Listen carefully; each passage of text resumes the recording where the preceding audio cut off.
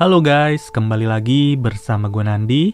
Pada video kali ini, gue akan membahas salah satu film tidak biasa yang berjudul Hobo with a Shotgun. Tidak pernah lupa, gue selalu mendoakan agar kalian dan keluarga bahagia serta sehat selalu ya. Film dibuka dengan memperlihatkan sebuah kereta yang sedang melaju cukup cepat. Di salah satu gerbong kereta itu, terdapat seorang kakek tua bernama Hobo yang diam-diam menumpang demi tiba di sebuah kota besar. Ya, kota itu tadinya bernama Hopetown, tapi diubah menjadi Scumtown. Kota ini sendiri terbilang bukanlah kota yang aman bagi setiap penduduknya dikarenakan tingkat kriminalitas di kota ini benar-benar luar biasa. Bayangkan aja, Hobo yang baru sampai malah harus melihat orang yang sedang membuat video kekerasan, orang yang sedang membobol mobil, dan bahkan seseorang yang sedang berlari dengan kondisi kepala tersangkut penutup selokan. Orang itu juga terlihat ketakutan tanpa henti sambil meminta tolong kepada warga sekitar. Tapi apa daya, ternyata ia sudah dikejar oleh satu-satunya pihak paling berkuasa di kota itu yang bernama Drake. Drake sendiri memiliki dua orang anak laki-laki yaitu Ivan dan juga Slick. Pokoknya nggak bapak nggak anak, sama-sama kejamnya deh, nggak peduli mau orang-orang yang harus tersiksa kayak gimana.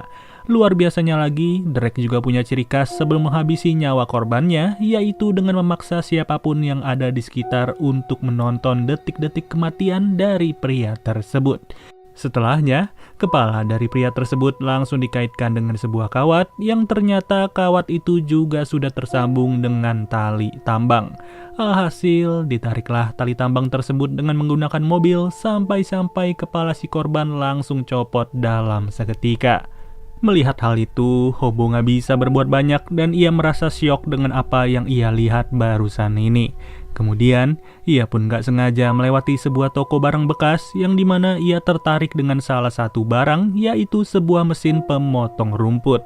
Namun sayang sekali, mesin itu dijual dengan harga $50, sedangkan kakek Hobo nggak punya sepeser pun uang ketika sampai di kota ini. Boro-boro membeli mesin pemotong rumput, untuk tinggal saja ia hanya mengandalkan tempat pembuangan yang memang sangat jauh dari kata layak. Maka dari itulah, Hobo berinisiatif untuk meminta-minta terlebih dahulu, siapa tahu ada orang baik hati yang bisa memberinya sedikit dolar. Tapi kenyataannya tidaklah seperti itu, melainkan para warga di kota tersebut malah memberikan cipratan ludah kepada Hobo. Lalu, di saat itu jugalah Hobo melihat seorang pemuda yang lagi ditarik-tarik ke dalam sebuah bangunan dan Hobo merasa penasaran dengan bangunan tersebut. Ternyata bangunan itu merupakan tempat nongkrong dari orang-orang yang tidak memiliki hati, sampai-sampai pihak-pihak yang berurusan dengan mereka malah menjadi objek hiburan. Baik itu ditabrak dengan bom bongkar maupun disiksa dengan palu besar, orang-orang tersebut tetap menganggap bahwa itu semua adalah sebuah keseruan. Tidak lain tidak bukan, tempat nongkrong ini merupakan daerah kekuasaan dari Ivan serta Slick yang menjadi anak dari Drake. Di tempat ini, Slick juga terlihat memiliki wanita malam yang sudah dianggap sebagai teman dekat bagi dirinya. Tapi nggak taunya wanita itu memiliki hutang kepada Slick dan Slick memutuskan untuk menculiknya pada saat itu. Dari hal tersebutlah, Hobo muncul selayaknya seorang pahlawan, malahan ia juga berani membuat Slick tidak sadarkan diri hanya dengan sebuah tongkat. Atas keberhasilan itu, Hobo langsung membawa Slick ke kantor polisi untuk ditindak secara tegas serta dipenjara. Namun ternyata kantor polisi bukanlah sebuah solusi bagi kota ini dikarenakan mereka juga tunduk kepada Slick yang menjadi anaknya Drake. Kasihannya lagi, kakek Hobo juga menjadi korban hiburan bagi Slick sendiri yang dimana sebagian kulit dadanya malah diukir menggunakan pisau. Setelah diukir sampai berdarah-darah, kakek Hobo juga dibuang ke tempat sampah oleh para polisi yang ada di tempat itu. Singkat waktu, Hobo pun bertemu lagi dengan si wanita yang sempat ia selamatkan dan Hobo langsung meminta pertolongan kepadanya. Merasa tidak tega, wanita tersebut pun langsung membawa kakek Hobo ke apartemennya yang ternyata wanita itu bernama Abby. Ia juga ikhlas membiarkan Hobo untuk tinggal di kamarnya selama 1 malam selagi Abby hanya tinggal sendirian tanpa satu orang pun. Lalu, tibalah pagi hari yang dimana Abby baru saja terbangun dan ia mendapatkan ucapan terima kasih dari kakek Hobo yang sudah bangun duluan. Ternyata si kakek sengaja berkeliling lagi untuk mencari spesial uang, dan di saat itu jugalah ia kembali melihat aksi-aksi kriminal tepat di depan matanya. Dimulai dari aksi penculikan anak oleh seorang pedofil, pelecehan seksual terhadap seorang wanita, serta aksi kekerasan yang sengaja direkam dengan iming-iming uang. Tapi siapa sangka kakek hobo malah tertarik untuk berpartisipasi sebagai salah satu pemeran di rekaman tersebut demi $50 yang sudah ia cari-cari. Ya tentu harus ada pengorbanan juga yang dilakukan oleh kakek hobo, seperti mengunyah beling dan mengambil uang selayaknya seekor anjing. Setelahnya, kakek hobo pun kembali lagi ke toko barang bekas yang menjual mesin pemotong rumput. Naas baru saja masuk ke toko tersebut, si pemilik toko malah harus kedatangan 3 orang perampok yang tentu saja sadisnya luar biasa. Melihat hal itu, kakek hobo pun gak butuh waktu banyak untuk menolong si pemilik toko, karena ia masih bisa mengandalkan sebuah shotgun yang juga dijual di toko tersebut.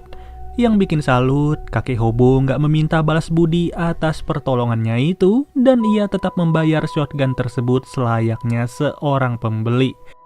Alhasil, karena sudah terlanjur membeli shotgun itu, kakek hobo pun langsung menggunakannya sebijak mungkin. Yang dimana ia langsung membasmi si pembuat video kekerasan, membasmi si peleceh seksual, dan juga membasmi si pedofil yang selalu beraksi tiap harinya. Dari tindakan kakek hobo itulah, ia langsung menjadi hot news di kota tersebut sampai-sampai tersiar di acara pemberitaan. Sudah jelas, Drake gak bakalan senang dengan sikap pahlawan yang ditunjukkan oleh kakek hobo, dan ia memutuskan selik bersama Ivan untuk membuat ulah lagi. Yang parahnya, kali ini target mereka adalah murid-murid sekolahan yang baru saja memasuki bis antar jemput. Di dalam bis tersebut, Slick langsung membakar murid-murid yang ada dengan sebuah flamethrower sampai gosong segosong-gosongnya. Kasus itu pun masuk lagi ke acara pemberitaan yang ada di TV, dan takjubnya Slick juga sengaja datang ke studio itu untuk membantai si pembawa acara. Dengan wajah beringasnya, Slick menyuruh siapa saja untuk memburu kakek hobo sampai dapat, dan jika salah satu orang dari warga tersebut berani membela kakek hobo, maka nasib mereka akan berakhir gosong seperti anak-anak tadi. Atas seruan dari Slick tersebutlah, masyarakat yang ada di kota mulai menjadi barbar, sampai-sampai mereka menganggap seluruh gelandangan sebagai musuh mereka. Baik itu seorang ibu beserta anak yang sengaja dibakar, serta beberapa gelandangan yang harus tewas karena dihajar dengan sebuah traktor. Di malam itu pun, Abby yang baru saja pulang bekerja sebagai wanita malam malah menjadi incaran dari seorang polisi botak. Udah punya istri, tapi masih aja maksa Abby untuk ikut bersamanya, sampai-sampai Abby pun harus dikejar. Beruntung, kakek hobo datang pada tepat waktu, dan dengan shotgunnya, ia langsung membuat polisi tersebut KO. Celakanya, dari suara tembakan shotgun itu, para warga mulai sadar akan keberadaan kakek hobo, yang mau gak mau Abby harus berpura-pura berperan sebagai salah satu pihak yang menolong si polisi. Ketika matahari sudah terbit, Abby yang terus mendorong keranjang berisikan kakek hobo pun sudah tiba di apartemennya. Tanpa basa-basi lagi, Abby langsung bertanya tujuan kakek hobo datang ke kota ini, dan dari sinilah si kakek menjawab kalau ia ingin bekerja sebagai tukang pemotong rumput. Obrolan mereka tidak bisa berlangsung lama pada saat itu, dikarenakan Slick bersama Ivan malah sengaja datang ke apartemennya Abby sambil mengenakan sepatu ice skating. Tidak jelas tujuannya apa, tapi yang pasti kakek hobo beserta Abby pun berencana untuk segera minggat dari kota tersebut. Namun apa boleh buat, waktu udah kian menipis yang dimana kedua saudara itu akhirnya tiba di kamar si Abby. Dari situlah keributan langsung terjadi sampai-sampai kakek hobo harus terpental begitu saja. Sedangkan Abby malah harus berhadapan dengan Slick yang udah gak punya akal sehat sama sekali. Beruntung, di saat yang bersamaan kakek hobo berhasil menaklukkan Ivan dengan sebuah pemanggang roti, sampai-sampai pria itu harus tersetum listrik akibat sepatu ice skatingnya. Pada situasi inilah, kakek hobo juga berhasil menghentikan perbuatan Slick, dan luar biasanya lagi Slick terpaksa harus kehilangan burungnya. Tentu tidak sampai di situ, dengan cara yang sama, Slick langsung dimasukkan ke dalam bis yang sudah ia bakar, lalu dibakar lagi kemudian. Dengan keadaan darurat, si kakek pun membawa Abby yang udah sekarat ke sebuah rumah sakit untuk mendapatkan pertolongan darurat. Tapi sial, masalah menjadi semakin besar setelah Drake mengetahui kematian Slick maupun Ivan dan ia langsung meminta bantuan kepada The Plague. Bisa dibilang The Plague ini adalah sebutan dari dua orang Algojo spesialis yang dimana mereka sudah dilengkapi dengan armor maupun persenjataan khusus. Entah bakalan kayak gimana nasib si kakek hobo, tapi yang pasti dua orang Algojo itu sudahlah tiba di rumah sakit tersebut. Bisa kalian lihat sendiri, satu demi satu pihak-pihak berkepentingan yang ada malah dibantai begitu saja. Baik dokter, perawat, maupun pasien yang tidak bersalah, The Plague benar-benar tidak pandang bulu sama sekali. Ya, mengetahui hal itu, kakek hobo cuma bisa kebingungan apa yang sebenarnya terjadi pada saat itu. Sampai di suatu momen, The Plague sudah berada di ruangannya Abby yang dimana mereka pun langsung menangkap kakek hobo untuk dibawa ke markasnya Drake. Untung saja shotgunnya si kakek masihlah tertinggal di ruangan tersebut dan Abby yang udah mulai mendingan pun langsung menyadari hal itu. Pada saat itu jugalah Abby sengaja pergi lagi ke toko barang bekas secara diam-diam demi memodif shotgunnya si kakek serta dikombinasikan dengan mesin pemotong rumput. Setelah selesai, Abby malah dikejutkan dengan kedatangan para warga yang udah bertanya-tanya dengan keberadaan si kakek. Mau gak mau, Abby pun mensuarakan sebuah seruan bahwa kakek hobo sengaja berkorban demi kebaikan dari kota ini sendiri. Bagaimana mungkin kakek hobo yang menjadi seorang pendatang pun lebih memperdulikan masa depan dari penduduk di sini. Sedangkan kita sendiri tidak peduli sama sekali dan malah mau membantai kakek hobo. Lalu, scene pun berganti ke sebuah acara yang diadakan oleh Drake untuk mengeksekusi si kakek. Dengan cara yang sama seperti apa yang kita lihat di awal film, kakek hobo pun langsung dimasukkan ke sebuah selokan dengan posisi kepala yang sedang tersangkut. Udah siap-siap tuh mau ditarik, beruntung aja Abby datang tepat waktu dan kali ini ia berusaha untuk menyelamatkan nyawa si kakek. Dengan kombinasi dari sebuah shotgun dan juga mesin pemotong rumput sebagai bentuk pertahanan, Abby berhasil melumpuhkan salah satu Algojo pada saat itu.